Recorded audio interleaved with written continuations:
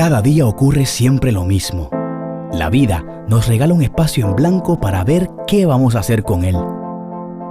Y a nosotros, que nos encanta el blanco, se nos ocurrió un gran proyecto: hacer que Puerto Rico se vista de sueños.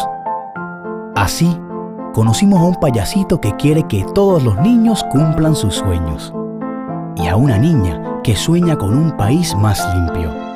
Conocimos a una abuelita que quiere volver al Puerto Rico de antes, y a un chico que sabe que en su país todavía hay futuro.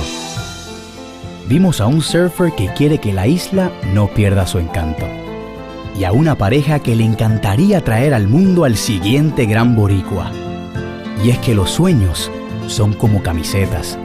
Todos tenemos uno. Hoy vamos a ti, Puerto Rico, porque un país que sueña no se queda en blanco. Hace